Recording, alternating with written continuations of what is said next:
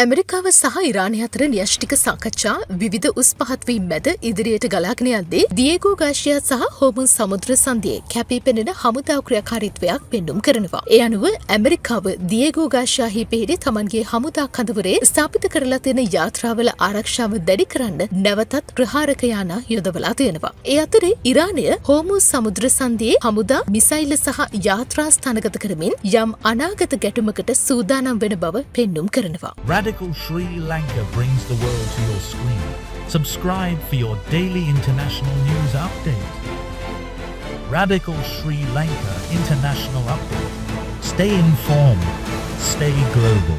මැදපෙරදිග යළිත් වරක් ආතතියෙන් උත්සන්න වෙමින් පවතින අතරේ ඇමරිකාව වැඩි කතාබහට ලක් නොවන තැනක ඉඳන් ඊට ප්‍රතිචාර දක්වමින් ඉන්නවා. ඒ තමයි දියේගෝ ගාර්සියා. ඉන්දියානු සාගරයේ මැද පිහිටලා තියෙන දියේගෝ ගාර්සියා කියන්නේ ලෝකයේ වඩාත්ම උපාය මාර්ගිකව වැදගත් සහ රහසිගත එක්සත් ජනපද හමුදා මුරපොළවල් වලින් එකක්. දැන් ආයෙත් එතන අවධානයට ලක් වෙලා. එක්සත් ජනපද ගුවන් හමුදාව තහවුරු කරලා තියෙනවා දියේගෝ ගාර්සියා වෙත F-15E ස්ට්‍රයික් ඊගල් යාන 6ක් යොදවලා තියෙන බව. ඒක දින කිහිපයකට කලින් චන්ද්‍රිකා ඡායාරූපවල මුලින් දැක්ක යාන 4ට වඩා තියුණු වැඩිවීමක්. මේ ප්‍රහාරක යාන B-52H උපාය මාර්ගික බෝම්බ හෙළන යාන, KC-135 ගුවන් ටැංකි සහ C-7 ප්‍රවාහන යාන සහ B-2 ස්පිරිට් ස්ටෙල්ත් බෝම්බ හෙළන යාන ඇතුළත් බලවත් හමුදාවකට දියේගෝ ගාර්සියාවලද එකතු වෙනවා. ඒත් ඇමරිකාව හදිසියෙම දියේගෝ ගාර්සියාවල තමන්ගේ යුද බලය ඉහළ නංවන්න හේතුව මොකක්ද? පිළිතුර තියෙන්නේ ඉරානයෙන් සහ එහි කලාපීය නියෝජිතයින්ගෙන් වර්ධනය වන තර්ජනය තුළ.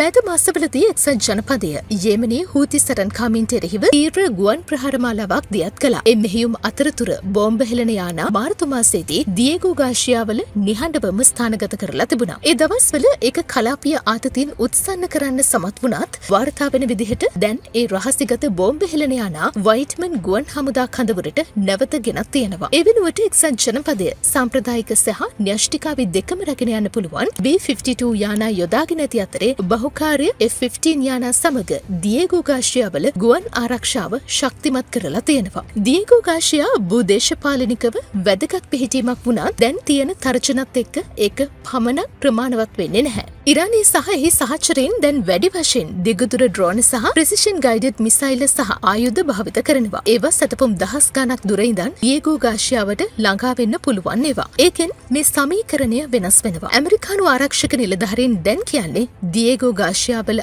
අවි හමුදාවේ ආරක්ෂාව වෙනුවෙන් ස්ට්‍රයික් ඊගල්ස් යානා යොදවා ඇති බව. වෙන විදිහකින් කියනවා නම් මේ ස්ට්‍රයික් ඊගල්ස් යානා මගින් හමුදා කඳවුර සහ එහි ඉතාමත් වටිනා ගුවන් යානා එල්ලවිය හැකි අනාගත ප්‍රහාරයකින් ආරක්ෂා කරනවා. මේ අතරේ ගෝලීය තෙල් සැපයුමින් 20%කට ආසන්න ප්‍රමාණයක් ගලා යන වැදගත් සමුද්‍රීය මාර්ගයක් වන හෝමුස් සමුද්‍ර සන්ධියේ ඉරානය නිහඬව තමන්ගේ මිලිටරි ආරක්ෂාව ශක්තිමත් කරමින් ඉන්නවා. මේකෙන් ඉරානය දෙන පණිවිඩය තමයි රාජ්‍ය තාන්ත්‍රික කටයුතු ප්‍රගතියක් ලබා ගන්න පුළුවන් වුණත් හමුදා සූදානම තාමත් සාකච්ඡා කළ නොහැකි මට්ටමක පවතින බව. පසුගිය සතිය තුළ චන්ද්‍රිකා ඡායාරූප සහ නාවික බුද්ධ්‍යංශ මගින් තහවුරු කළේ ඉරානය පර්සියානු ගල්ෆ් කලාපයේ සිය දූපත් හරහා හමුදාව සහ ආයුධ යන දෙකම වැඩි කර ඇති බව. ඒකට අබුමුසා, ග්‍රේටර් ටම්, ලෙසර් ටම් කියන කුඩා දූපත් ප්‍රදේශات ඇතුළත්. ඒවා සමුද්‍ර සන්ධිය තුලට සහ ඉන් පිටතට නාවික ගමනාගමනය නිරීක්ෂණය කිරීමට සහ අවහිර කිරීමට උපාය මාර්ගිකව පිහිටලා තියෙන දූපත්. මෙතන නව යෙදවීම් අතරට ජංගම මිසයිල් දියත් කිරීම, වෙරළබඩ ආරක්ෂක ක්‍රූස් මිසයිල් පද්ධති සහ වේගවත් ප්‍රහාරක යාත්‍රා ඇතුළත්. එවයින් බොහොමයක් ඉරානයේ ප්‍රභූ ඉස්ලාමීය විප්ලවවාදී ආරක්ෂක බලකායේ නාවික හමුදාව විසින් ක්‍රියාත්මක කරනවා. ඉරානය මේ ලෝකයට සහ විශේෂයෙන් ඇමරිකාවට අඟවන්නේ Taman මේසේ වාඩි වෙන්න කැමැත්තෙන් ඉන්න අතරම ගැටුමකටත් සූදානම් වෙන බව. මේ ද්විත්ව උපාය මාර්ගික රාජ්‍යතාන්ත්‍රික භාවය දීර්ඝ කාලයක් තිස්සේ ටෙහෙරානයේ සම්ප්‍රදායක් බවට පත්වලා තියෙනවා. ඕමානයේ මැදිහත් වීමෙන් පැවැත්වෙන න්‍යෂ්ටික සාකච්ඡාවල තීරණාත්මක අවධියකදී තමයි ඉරානය මේ පියවරට එන්නේ. ඉරානය සියලුම යුරේනියම් වැඩි දියුණු කිරීම නවත්වලා එහි යුරේනියම් තොගය විසිරුවා හැරලා දිගුදුර බැලිස්ටික් මිසයිල් සංවර්ධනය නතර කළ යුතු බව තමයි එක්සත් ජනපදය අවධාරණය කරන්නේ. එතකොට ඉරානය ජාත්‍යන්තර අධීක්ෂණය පිළිගැනීමට සහ සිවිල් ක්‍රියාකාරකම් සඳහා පමණක් යුරේනියම් වර්ධනය සීමා කිරීමට සූදානම් වුණත් සාමකාමී න්‍යෂ්ටික බලශක්තිය සඳහා තමන්ගේ ස්වෛරී අයිතිය යළිත් අවධාරණය කරනවා. සම්බාධක ලිහිල් කිරීම තමයි ඉරානයේ ප්‍රමුඛතාවය. වසර ගණනාවක ආර්ථික හුදකලාව නිසා පීඩාවට පත්වුණු ඉරාන ආර්ථිකය දෙදරා යමින් පවතිනවා. උද්දමනය ඉහළයි. විරැකියාව ඉහළ යමින් පවතිනවා. මහජන අතෘප්තිය වර්ධනය වෙනවා. ආර්ථික නිදහස නැතුව මහජන නොසන්සුන්තාවය Tamanගේ බලයට අභියෝග කළ හැකි බව ආධ්‍යාත්මික නායකත්වය තේරුම් ගනිමින් ඉන්නවා. මේ මොහොතේ හෝමෝස් සමුද්‍ර සංධිය ඉතාමත් තීරණාත්මක වෙන්නේ ඒ නිසා. ඒක නිකන් ජල මාර්ගයක් නෙවෙයි. ඒක ලීවරයක්. සමුද්‍ර සංධියේ Tamanගේ ශක්තිය තහවුරු කිරීමෙන් ඉරානය Tamanගේ කේවල් කිරීමේ ස්ථාවරයත් ශක්තිමත් කරගන්නවා. මිලිටරි ගැටුමක් හෝ සාකච්ඡා සම්පූර්ණයෙන්ම බිඳවැටීමකදී ටෙහෙරානය සමුද්‍ර සංධිය වසා දැමීමෙන් ගෝලීය තෙල් වෙළඳපොළ බිඳවට්ටන්න පුළුවන්. සමහර ඇස්තමේන්තු අනුව බොරතෙල් බැරලයක මිල ඩොලර් 200 ඉක්මවා යා හැකි පියවරක්. ඒකෙන් ඉරානයට වෙන්න පුළුවන් හානියත් අතිවිශාලයි. මොකද ඉරානයේ තෙල් අපනයනයෙන් සිදු කෙරෙන්නේත් මේ සමුද්‍ර සංධිය හරහා නිසා. ඒත් ඉරාන නායකත්වයට විශේෂයෙන් උත්තරීතර නායක අයතුල්ලා අල් ඛමේනිට සමීප දැඩි මතධාරී කණ්ඩායම්වලට ඒක ප්‍රදර්ශනය කරන්න වටින අවදානමක්.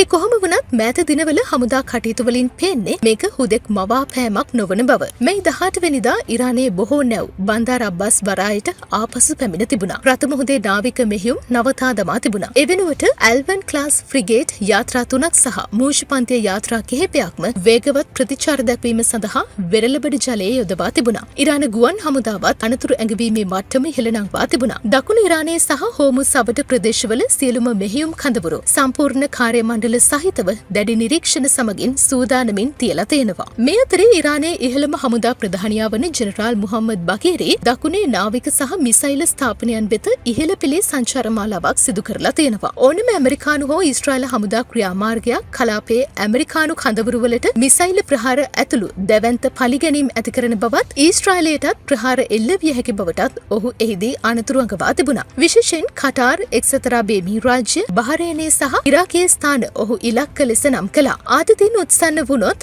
විදේශීය යුද නැව් සහ ඉන්ධන නෞකා ඇපේට ගත හැකි බවටත් සමුද්‍ර සංධිය වසා දැමීමේ හැකියාව ගැනත් ඔහු අනතුරු අඟවලා තිබුණා. ඉරානය යුද්ධයකට සූදානම් වෙනවා නොවෙන්න පුළුවන්.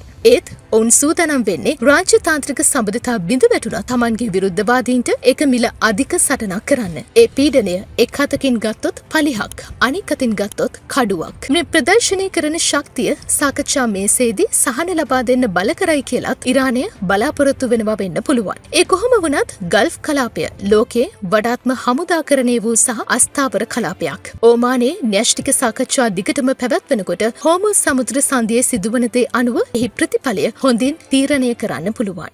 මේ වගේ ලෝකයේ පුරා උණුසුම් පුවත් දැනගන්න රැඩිකල් ශ්‍රී ලංකා YouTube channel එක දැන්ම subscribe කරන්න. අලුත්ම news ඉක්මනින්ම දැනගන්න bell icon එකත් click කරන්න. තවත් අයට බලන්න වීඩියෝ එක share කරන්න. ඒ වගේම ඔයාලා දැනගන්න කැමති තවත් දේවල් ගැන වගේම ඔයාලගේ අදහස් comment කරන්නත් අමතක කරන්න එපා.